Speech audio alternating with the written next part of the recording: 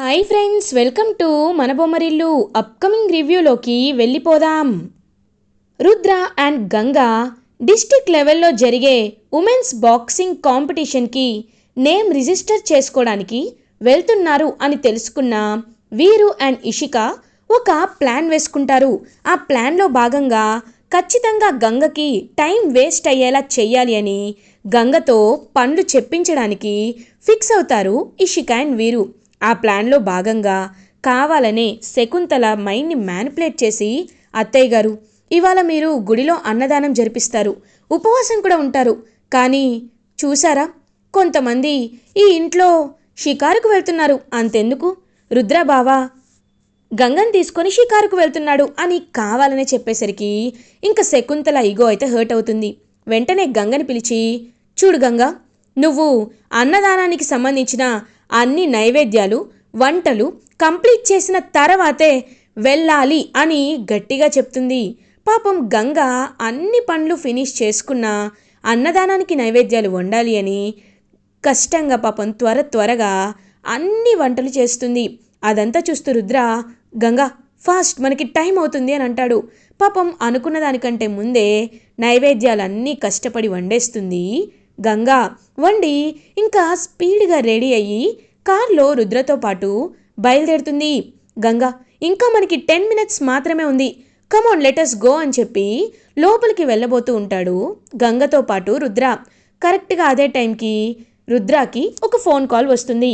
Hello sir, stock వచ్చింది sir, మీరు లేకపోతే వీళ్ళు స్టాక్ని మనకు చెప్పమంటున్నారు సార్ అని అంటారు. వాట్, స్టాక్ని హ్యాండ్ ఓవర్ చేయరా? నేను ఇప్పుడే వస్తున్నాను. గంగా, నాకు సూపర్ మార్కెట్ నుండి కాల్ వచ్చింది, ఏదో స్టాక్ విషయంలో ఇష్యూ అంట, నువ్వు కాస్త అడ్జస్ట్ చేసుకో.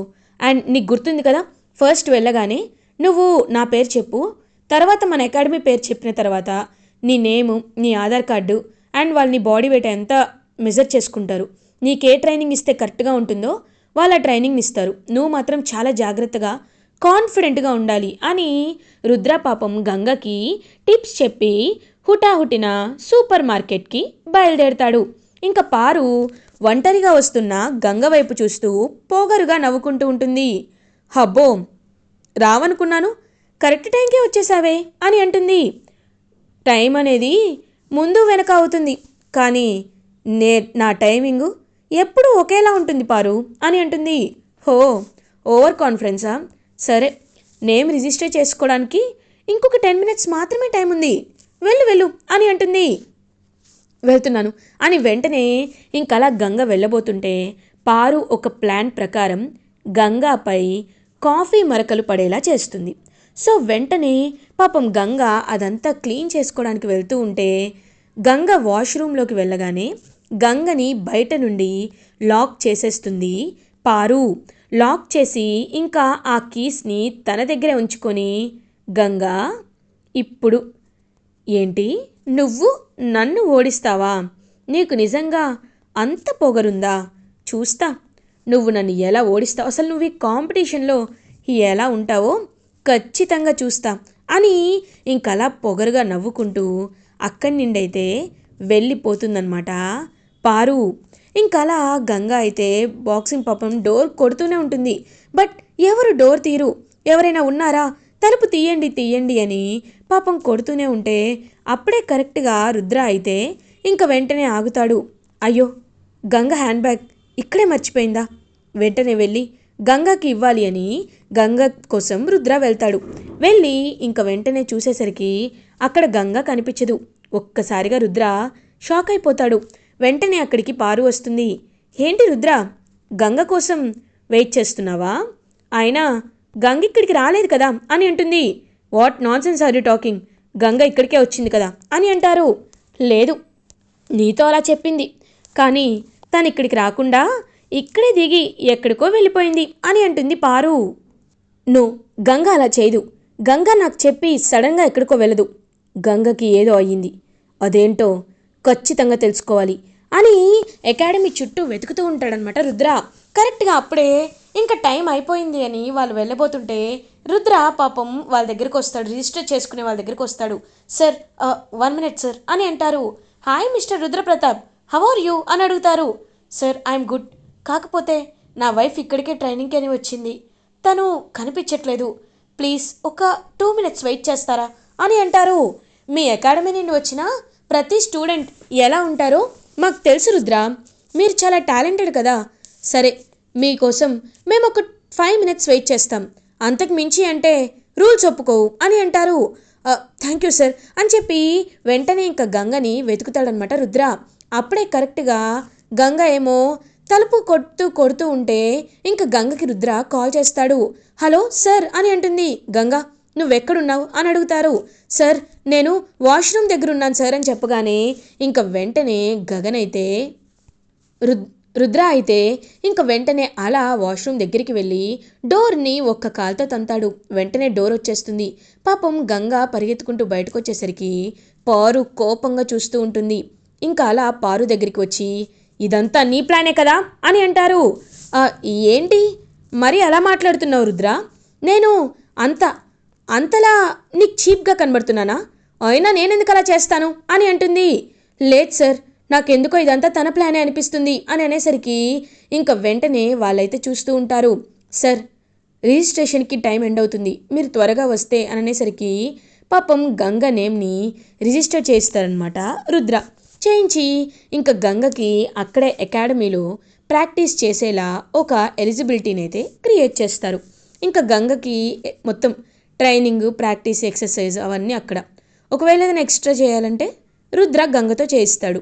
ఇదంతా చూస్తూ ఉంటుంది పారు. వెంటనే రుద్ర పారు దగ్గరికి వచ్చి, చూడు పారు, నీ దగ్గర అహంకారం ఉంది, కానీ గంగ దగ్గర అనుకో ఉంది. నీ దగ్గర గెలుస్తాననే ఓవర్ కాన్ఫిడెన్స్ ఉంది, కానీ గంగ దగ్గర ఎలా అయినా గెలవాలి అనే ఒక గోల్ ఉంది. గోల్కి ఓవర్ కాన్ఫిడెన్స్కి చాలా తేడా ఉంది. కాబట్టి ఇంకొకసారి గంగపై ఇలాంటి ప్లాన్స్ నువ్వు ఏం చేయాలన్నా అది నన్ను దాటే చేయాలనే విషయాన్ని గుర్తు పెట్టుకో. ఎప్పుడైనా గంగ అంటే రుద్ర, రుద్ర అంటే గంగ అని గట్టిగా చెప్తాడు రుద్ర. ఒక్కసారిగా చాలా అంటే చాలా హ్యాపీగా ఫీల్ అవుతుంది గంగ.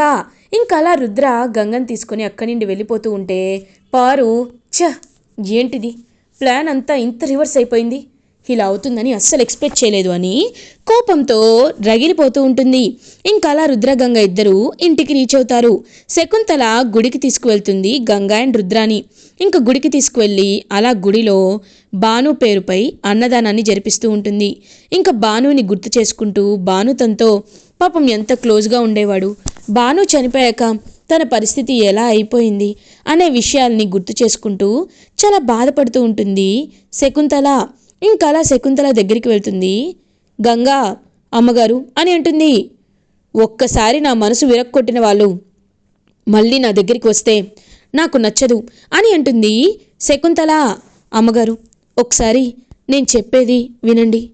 భానుగారు రుద్ర సార్ చంపేశారని మీరు అనుకుంటున్నారు, రుద్ర సార్ వల్లే భానుగారు చనిపోయారని మీరు అనుకుంటున్నారు. కానీ తెర వెనకాల ఉన్న దాగి ఉన్న నిజాన్ని ఎప్పటికైనా నేను బయట పెడతాను. మీకు ఖచ్చితంగా నిజం తెలిసేలా చేస్తానమ్మగారు అని మనసులో అనుకుంటుంది గంగా. ఇది ఇలా ఉండగా రుద్ర గంగ దగ్గరికి వస్తారు. గంగా, నువ్వు చాలా సీరియస్గా బాక్సింగ్ అనేది ప్రాక్టీస్ చేయాలి. ఎందుకంటే అక్కడికి వచ్చే వాళ్ళందరూ ఆల్మోస్ట్ 2 to 3 times ఛాంపియన్షిప్లో వాళ్ళు మెడల్ సంపాదించిన వాళ్ళే. కాబట్టి నీ విషయంలో కూడా నువ్వు చాలా జాగ్రత్తగా ఉండాలి అని అంటారు. సార్, మీకు నా గురించి తెలుసు కదా సార్, నేను ఒక్కసారి కాన్సన్ట్రేట్ చేశానంటే ఖచ్చితంగా వాళ్ళని బాగా ఓడిస్తాను అని అంటుంది. అయినో గంగ, నీ గురించి నాకు తెలుసు అని చెప్పి ఇంకా అలా గంగకి రుద్ర అయితే కోచింగ్ ఇన్స్టిట్యూట్లో ఎంతైతే ట్రైనింగ్ ఇస్తున్నారో పాపం ఇక్కడ కూడా రుద్ర గంగకి అంతే ట్రైనింగ్ ఇస్తాడు. అలా ఇంకా గంగ 1 month 1 week పాటు కోచింగ్ అయితే తీసుకుంటూ ఉంటే పాపం ఒకరోజు గంగ అలసిపోయి ఇంటికి వస్తుంది. ఇంకా వెంటనే అలా శకుంతల గంగ వైపు చూస్తూ ఉంటుంది. ఇషిక, చూసారా అత్తయ్య గారు, తనకి ఇంటి పనులంటే లెక్క లేకుండా పోయింది. కోచింగ్ ఇన్స్టిట్యూట్లో గంటలకి గంటలు గడిపి వస్తుంది. దీనంతటికీ కారణం రుద్రబాబు గారే. రుద్రబాబు గారు మరి కొంచెం కూడా క్రమశిక్షణ లేకుండా తన్ని ఇలా చేస్తున్నారనేసరికి, ఏయ్ గంగా, ఏంటి ఇంత లేట్ అయింది అని అడుగుతారు. వెంటనే గంగ "ఆ, అమ్మగారు అంటే కాస్త అలసిపోయానండి" అని అంటారు. చూడు, నువ్వేదో ప్రపంచ కప్పు కొట్టడానికి వెళ్ళటం లేదు, పని తప్పించుకోవడానికి బాక్సింగ్కి వెళ్తున్నావు అంతే కదా అని అంటారు శకుంతల. శకుంతల అని అంటారు విజయేంద్ర ప్రతాప్. ఒక్కసారిగా శకుంతల షాక్లో ఉండిపోతుంది. శకుంతల, నువ్వు ఎందుకు ఇలా మారిపోతున్నావో నాకైతే అర్థం కావట్లేదు. ఎవరైనా మనిషి ఆది మానవుడి నుండి, త్రేతాయుగం నుండి, ద్వాపర యుగం నుండి ఈ కలియుగంలోకి వచ్చారు. ఒక మనిషి ఆది మానవుడి నుండి ఇంకా టెక్నాలజీ డెవలప్ అవుతూ వెళ్తున్నారు. ఆడపిల్లంటే కేవలం వంటింటి కుందేలు కాదు, తను కూడా మగవాళ్ళతో సమానంగా పోటీ చేస్తుంది అని చెప్తున్నారు. అలాంటిది నువ్వు మాత్రం ఎందుకు గంగ విషయంలో ఇంత పక్షపాతంతో ఉన్నావు? గంగ పని తప్పించుకోవడానికి వెళ్తుందా? ఏ, నీకు తెలీదా? పొద్దున్నంతా గంగ ఎంత పని చేస్తుందో నీకు తెలీదా? మన ఇంటిని శుభ్రంగా తుడిచి, ముగ్గు వాకిలి వేసి, తులసి కోటకి పూజ చేసి, ఇంట్లో నైవేద్యాన్ని వండి అందరికీ టిఫిన్ వండి పెట్టి వెళ్తుంది. అలాంటిది గంగ గొప్పతనం నీకెప్పటికీ తెలీదా? తను ఒక్కరోజు లేటుగా వచ్చినందుకు, ఒక్కరోజు అలసిపోయినందుకే నువ్వు ఇలా అంటున్నావా? ఏంటిది శకుంతల? నేను నిన్నిలా ఎప్పుడు చూడలేదు. ఒకరిని ఒకరా, ఇంకొకరిని ఇంకొకలా నువ్వు ఎందుకు చూస్తున్నావు శకుంతల అని అడుగుతారు. శకుంతలాని గట్టిగా నిలదీస్తారు విజయేంద్ర. ఇంక వెంటనే శకుంతల, అవును, మీకు తనే ఎక్కువైంది, నా మాటలు మీకు అర్థం కావు అని అంటారు. చూడు శకుంతల, ఒక్కటి చెప్తున్నాను, నువ్వు గంగని గౌరవించాలంటే తను ఏం చేయాలి అని అడుగుతారు. ఇంక వెంటనే ఆలోచనలో పడుతుంది శకుంతల. సరే, పారుతో పోటీ పడుతుంది కదా, ఆ పోటీలో గెలవమని చెప్పండి. అప్పుడు నేను ఈ గంగాని నా ఇంటి కోడలిగా ఒప్పుకుంటాను అని అంటారు. ఒక్కసారిగా గంగ షాక్లో ఉండిపోతుంది. మీరు చెప్పేది నిజమా అని అడుగుతుంది. అవును, నేనెప్పుడైనా మాట ఇచ్చానంటే మాట తప్పను. కాబట్టి నేను నిజమే చెప్తున్నాను. ఒకవేళ నువ్వు పారుపై గెలిచి వచ్చావంటే నీకు నేను హారతిచ్చి లోపలికి స్వాగతం పలుకుతాను. లేదు, ఓడిపోయావంటే నువ్వు ఈ ఇంటికి కోడల్ని కాదని ఒప్పుకొని ఈ ఇల్లు వదిలి వెళ్ళిపోవాలి. నీకు ఈ డీల్ ఓకేనా అని అడుగుతారు శకుంతల. శకుంతల, ఏంటి పిచ్చి పని అని విజయేంద్ర అంటున్నా సరే, పెద్దోరు మీరేమీ అనకండి, అమ్మగారు చెప్పింది కరెక్టే. అమ్మగారు, ఇప్పుడు నేను మీతో ఛాలెంజింగ్ చేస్తున్నాను. ఖచ్చితంగా ఈ బాక్సింగ్ పోటీల్లో గెలిచి ఆ పారుని ఓడించి నేను మీ కోడలిగా అవుతాను. మీ పేరుని ఖచ్చితంగా నిలబెడతాను అమ్మగారు, నిలబెడతాను అని పాపం అలా అక్కడి నుండి గంగ అయితే వెళ్ళిపోతుంది. ఇంకా రుద్ర ఇదంతా చూస్తూ, గంగ, నువ్వు ఈ విషయంలో ఏమైనా అని అంటారు. లేదు, ఈ విషయంలో నాకు ఇంకా చాలా గర్వంగా ఉంది. ఖచ్చితంగా ఇప్పుడు ఇంటి కోడలి పదవి కోసమైనా నేను కష్టపడి బాక్సింగ్ ప్రాక్టీస్ చేస్తాను సార్, చేస్తాను అని పాపం గంగ బాగా కష్టపడుతుంది. ఇంకా గంగ రుద్ర చెప్పడం కంటే ముందే టైంకి లేచి ఇంకా బాక్సింగ్ అయితే స్టార్ట్ చేస్తుంది. ముందుగా ప్రాక్టీస్ చేసుకొని మళ్ళీ కోచింగ్ ఇన్స్టిట్యూట్కి వెళ్ళాక కూడా ప్రాక్టీస్ చేస్తూ ఉంటుంది పాపం గంగ. ఇంకా అదంతా చూస్తూ ఉంటాడనమాట రుద్ర. చూసి చాలా అంటే చాలా హ్యాపీగా ఫీల్ అవుతాడు. ఇంకదంతా గమనిస్తూ ఉంటారు ఇషికా వాళ్ళు. ఇంక వెంటనే పారుకి కాల్ చేస్తారు. ఇక్కడ తనేమో ఇంటి కోడలు అయిపోవాలని చాలా కష్టపడుతుంది, మరి పారు సంగతేంటో తెలుసుకోవాలి అని వెంటనే పారుకి కాల్ చేస్తారు. పారు ఏమో హ్యాపీగా మ్యూజిక్ పెట్టుకొని ఎంజాయ్ చేస్తూ ఉంటుంది. ఇంకా వెంటనే పారుని చూసి, పారు, నువ్వు బాక్సింగ్ ప్రాక్టీస్ చేయట్లేదా అని అడుగుతారు. కోచింగ్ హాల్లో చేస్తూ ఉంటాను కదా, అది మాత్రమే కాదు, నేను ఆల్రెడీ ఛాంపియన్ని, నాకు మళ్ళీ ప్రాక్టీస్ అవసరం లేదు.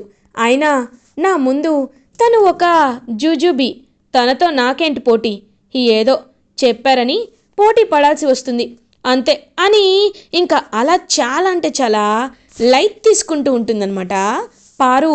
ఎలా అయితే ఒక లైక్ టార్టాయిస్ అండ్ ర్యాబిట్ కథ ఉంటుందో అలా పాపం స్లో అండ్ స్టడీగా గంగ ప్రాక్టీస్ చేస్తూ ఉంటే తల పొగరుతో పారు మాత్రం ప్రాక్టీస్ చేయదు. అలా ఇంకా పారు గంగలు ఇద్దరూ పోటీ పడే డే అయితే వచ్చేస్తుంది. ఇంకా ఆ డేలో క్లియర్గా గంగ పారుపై 3/3 గెలుస్తుంది. గెలిచి అలా తన సత్తా ఏంటో చూపిస్తుంది పారుకి గంగా. అదంతా చూసి ఎంతో అంటే ఎంతో హ్యాపీగా ఫీల్ అవుతాడు రుద్ర. ఇలా ఎపిసోడ్ ఎండ్ అవుతుంది. ఫర్దర్ ఎపిసోడ్ రివ్యూస్ ముందుగా మీకు కావాలి అనుకుంటే మా ఛానల్ని సబ్స్క్రైబ్ చేసుకోండి. Thanks for watching.